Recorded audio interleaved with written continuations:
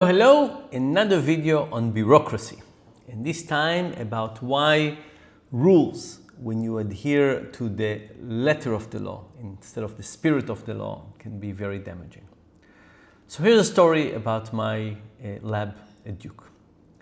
So we have a research group that does work on something, doesn't matter. And we have another research group that works on something else. One day, research group A is encountering a statistical question, and they want the help of somebody from research group B who happened to be an expert. She's an expert in a particular statistical analysis. And the people from research group A go to the person from research group B and say, hey, doesn't matter the name, would you mind looking at our data and giving us some advice about this particular statistical modeling approach? And the person from that group says, well, we have rules, which we do. And she says, in order to be able to look at the data, I need to be on the IRB. Right? The IRB is about regulating data collection, but also working with data. Okay, so we have group A, person from group B, and now the first step is to get that person to be put on the IRB. For that, we need an IRB amendment. So there's a form, there's an IRB amendment, submit it, wait for a while, it's approved, now that person can look at this. But this amendment go through grants. And the people at the legal aspect of grants give us a call and say, hey, this person is not on that grant. There's a grant for group A, there's a grant for group B. Grant A is asking for this help, but this person is not on that grant. How could she look at the data and give them advice if she's 100% paid on grant B? What you need to do is you need to estimate how many hours it would take. We said we think it will take 2 hours. And they said, okay, now we need to create a process in which you take 2 hours of her time and you move her to grant A. And only after you finish moving her to grant A, then she can look at the data. So we do all that. She moved to grant A for 2 hours. She helps look at the data. She gives them her advice. Then we move her time in the system from 2 hours on grant A to 100% on grant B. The whole thing delayed us for quite a bit. And the time costs were expensive.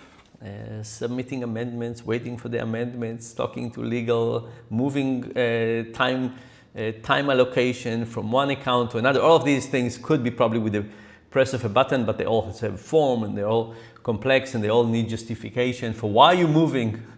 The moment you say, I want to move somebody from grant B to grant A, you have to explain why. Anyway, at the end of the day, I created a research lab because I thought that there's a quality in people helping each other. You want a lab because you don't want people to just work as silos, because you want people to talk to each other. Now, if every time you want somebody to talk to you, you need to move them to the accounting code of your grant, it's just not going to happen. You're not going to say, oh, I have a question for you. Oh, wait. It will take you an hour.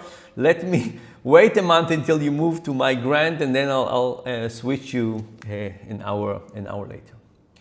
At the end of the day, universities are about collaborations.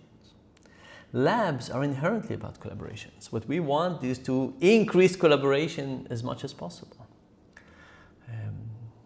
The accounting codes just don't facilitate that. Now, a long time ago, I think what happened was that everybody knew the rule, but they said, look, if you're helping for an hour to somebody else, it's fine, right? You're not going to charge them for that, and one time you will help them, and one time you will help them, and if something will get too much, then let's worry about it. But if it's a little bit here, a little bit there, don't worry about it. But we're at a stage of bureaucracy that people worry about the letter of the law to a minute degree. And worrying about it to a minute degree destroys the whole reason we have a lab. Now, how do we solve it? I don't know. I really don't know. Because if we want people to help each other. And we want to be consistent with this process of moving people from grant to grant every time you ask them for a piece of advice. It's just incompatible. Can we go back to a time when we used more common sense and say, if you're just helping me a little bit here and there, I'm not going to move the whole Duke bureaucracy for that?